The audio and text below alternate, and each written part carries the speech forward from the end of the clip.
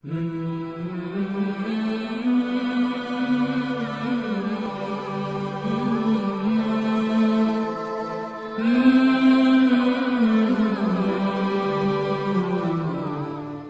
عليكم ورحمة الله تعالى وبركاته.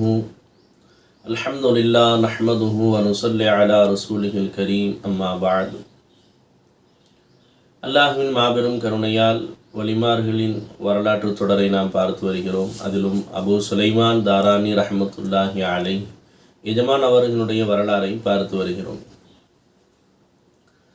அன்பிற்கினியவர்களே, எஜமான் அவர்கள் சொல்லி காட்டுவார்கள், ஒரு மனிதனுக்கு எதுவெல்லாம் துன்பமாக அமையும் தெரியுமா? மனைவி, பிள்ளைகள், எல்லா நபர்களும் சந்தோஷம் அளிக்கக்கூடியவர்களாக இருப்பார்கள். எப்பொழுது என்பதையும் நாம் யோசிக்க வேண்டும். அதே மனைவி, பிள்ளைகளே ஒருவருக்கு துன்பமாகவும் ஆகுவார்கள். அதுவும் ஒரு நிலை. அப்போ எந்த நிலையில் மனைவி பிள்ளைகள் மட்டுமல்ல, அகில உலகத்தில் இருக்கக்கூடிய எல்லா வஸ்துக்களும் ஒரு நபருக்கு இன்பம் தரக்கூடியதாகத்தான் இருக்கும். அதே போன்று அகில உலகத்தில் உள்ள எல்லா வஸ்துக்களும் ஒருவருக்கு துன்பம் தரக்கூடியதாக இருக்கும். எந்தெந்த சமயம் என்பதை நாம் அறிந்து கொள்ள வேண்டும். ஹஜரத் அபு சுலைமான் தாரானி ரஹ்மத்துல்லாஹி அலைஹ் எஜமான் அவர்கள் சொல்லி காட்டினார்கள், மனைவி பிள்ளைகளாகவே இருந்தாலும் கூட அவர்கள் அல்லாஹுவை ஒரு நபருக்கு மறக்கடிப்பார்களேயானால், அல்லாஹுவை நாம் மறப்பதற்கு காரணமாக அவர்கள் இருப்பார்களேயானால் அவர்களே நமக்கு துன்பமாக ஆகிவிடுவார்கள் என்று அபு சுலைமான் தாரானி ரஹ்மத்துல்லாஹி அலைஹி சொன்னாங்க. அன்பானவர்களே, இதே கருத்தை கண்மணி முஹம்மது ரசூலுல்லாஹி ஸல்லல்லாஹு அலைஹி வஸல்லம் அவர்களும் தனது ஹதீஸ் ஷரீஃபிலே சொல்லி இருக்கிறார்கள்.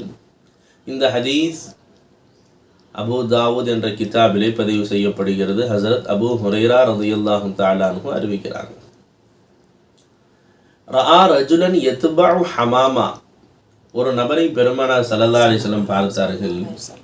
அந்த நபர் புறாவை பின்தொயர்ந்து ஓடிக்கொண்டிருந்தார், விளையாடி கொண்டிருந்தார். புறாவை பின்தொயர்ந்து ஓடிக்கொண்டிருந்தார். அப்பொழுது பெருமானார் ஸல்லல்லாஹு அலைஹி வஸல்லம் சொன்னார்கள், ஷைத்தானுன் யத்பஉ ஷைத்தானா, ஒரு ஷைத்தான் இன்னொரு ஷைத்தானை பின்தொயர்கிறது என்று பெருமானார் ஸல்லல்லாஹு அலைஹி வஸல்லம் சொன்னார்கள். அன்பானவர்களே, நாம் நன்றாக யோசிக்க வேண்டும்.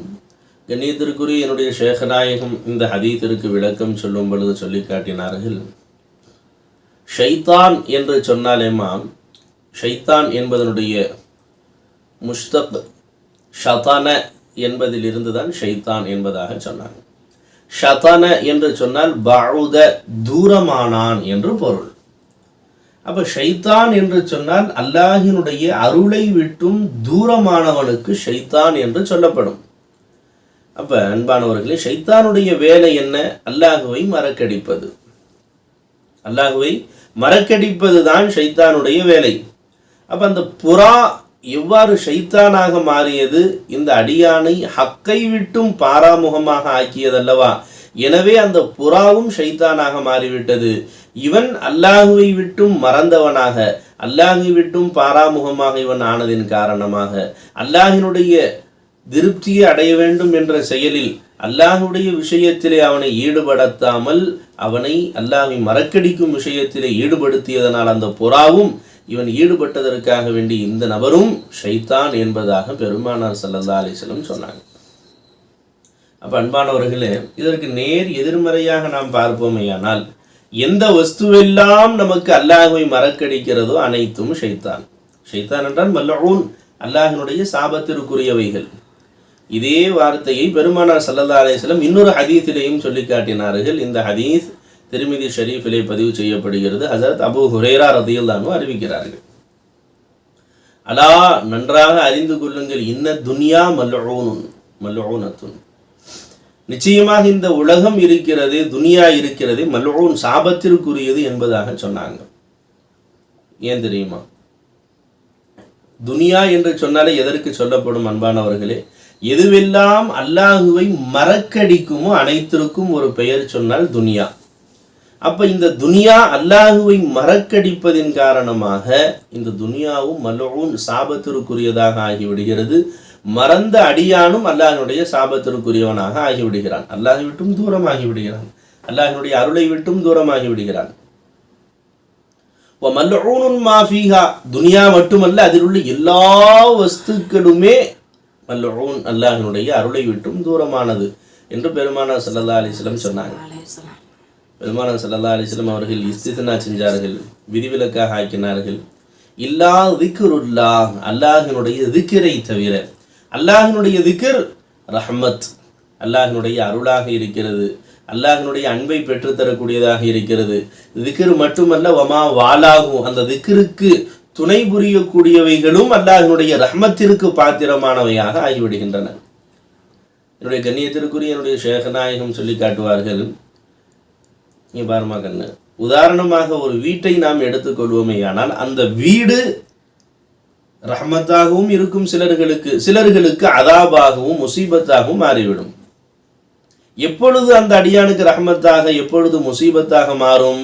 அந்த வீட்டை பார்க்கும் பொழுதே அல்லாஹ்வினுடைய நினைவு வருகிறது. யா அல்லாஹ், எத்தனையோ மக்கள் வீடு இல்லாமல் கஷ்டப்பட, இந்த பாவியான அடியானுக்கும் இப்படி ஒரு கண்ணியமான ஒரு இடத்தை கொடுத்து, ஒதுங்குவதற்கு ஒரு இடத்தை கொடுத்து கண்ணியமாக வைத்திருக்கிறாயே, இந்த வீட்டை கொடுத்து என் தேவையை பூர்த்தி செய்தவன் யாருமே இல்லை. இல்லல்லா யால, இந்த வீடு சூரத்தில் நீதான் வந்து என் தேவையை பூர்த்தி செய்கிறாய் ரப்பே என்று ஒருவருக்கு அந்த வீடு அல்லாஹ்வை நினைவுபடுத்துமேயானால் மர்ஹூமாக போய்விடுகிறது. அந்த வீடு அல்லாஹ்வுடைய அருளிற்கு பாத்திரமானதாக ஆகிவிடுகிறது.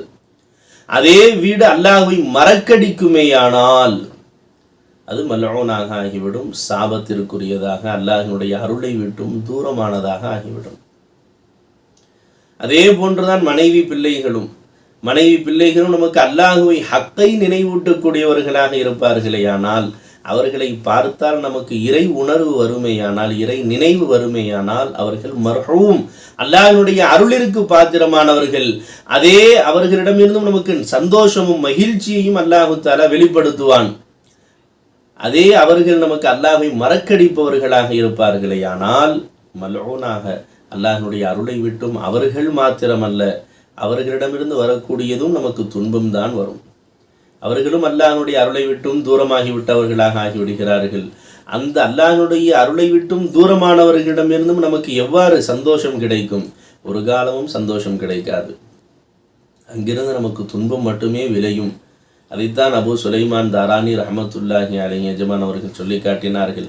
அல்லாஹ்வை மறக்கடிக்கக்கூடிய மனைவி பிள்ளைகளும் அந்த அடியானுக்கு துன்பமாகவே அன்றி வேறு எவ்வாறும் இருக்க மாட்டார்கள். துன்பமாகத்தான் இருப்பார்கள், கவலை தரக்கூடியவர்களாகத்தான் இருப்பார்கள். அவர்களை பார்த்தால் கண் குளிராது, கண்ணின் குளிர்ச்சி இருக்காது.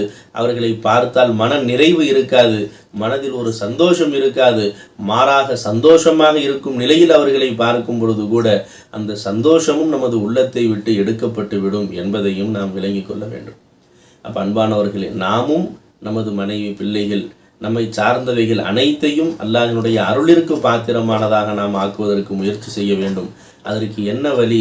எதை பார்த்தாலும் அல்லாஹ்வினுடைய நினைவோடு பார்க்க வேண்டும். வீட்டை பார்க்கிறோமே, அல்ல இந்த வீடு கொடுத்தவன் நீதான் ரப்பே. மனைவியை பார்க்கிறோம், என் மனைவியின் தோற்றத்தில் வந்து என் தேவைகளை பூர்த்தி செய்தவன் யாரும் இல்லை. இல்லல்லா யாழ்லா, என் பிள்ளைகளுடைய தோற்றத்தில் வந்து நீதான் என் தேவைகளை பூர்த்தி செய்கிறாய். என்னுடைய வாகனத்தின் தோற்றத்திலிருந்து நீதான் என் தேவைகளை பூர்த்தி செய்கிறாய். இந்த உணவின் மூலமாக நீதான் என் தேவைகளை பூர்த்தி செய்கிறாய். இந்த ஆடையில் இருந்து என் தேவைகளை நீதான் பூர்த்தி செய்கிறாய். இந்த லைட்டிலிருந்து நீதான் என் தேவைகளை பூர்த்தி செய்கிறாய். வகிஸ் அலா ஹாதா, இவ்வாறே நாம் கண்களில் காணக்கூடிய எல்லா வஸ்துக்களிலேயும் ஹக்கையே சேர்த்து பார்ப்போமேயானால் அல்லாஹ்வினுடைய அருளிற்கு பாத்திரமானவர்களாக நாம் ஆகிவிடலாம். அல்லாஹ் ஜல்ல ஷானுஹு தஆலா அவனுடைய அருளிற்கு பாத்திரமானவர்களாக நம் அனைவர்களையும் ஆக்கி அருள் புரிவானாக. எதை பார்த்தாலும் அதில் அவனையே பார்த்து ரசிக்கக்கூடிய ஒரு பெரும் பாக்கியத்தை, பேரின்பத்தை அல்லாஹு தஆலா நமது தகுதியற்ற இந்த கண்களுக்கு அல்லாஹு தஆலா தந்தருள் புரிவானாக. நாம் எவ்வாறு வாழ்ந்தால் அல்லாஹ் சந்தோஷப்படுவான் அந்த முறைப்படி வாழ அல்லாஹ் அருள் புரிவானாக. இந்த தகுதியற்ற கண்ணிலையும் ஹக்கை பார்க்கக்கூடிய அந்த ஒரு பாக்கியத்தை நமக்கு வழங்கிய ஷேகுமார்களுடைய அந்தஸ்தை எல்லாம் மென்மேலும் உயர்த்தி அருள் புரிவானாக. அவர்களுடைய உண்மை காதலர்களாக இம்மையிலும் மறுமையிலும் சுவனத்திலும் இருப்பதற்கு அல்லாஹ் அருள் பாக்கியம் தருவானாக. ஆமீன். வாஹிரு தஅவானா அல்ஹம்துலில்லாஹி ரப்பில் ஆலமீன். அஸ்ஸலாமு அலைக்கும் வரஹ்மத்துல்லாஹி வபரகாத்துஹு.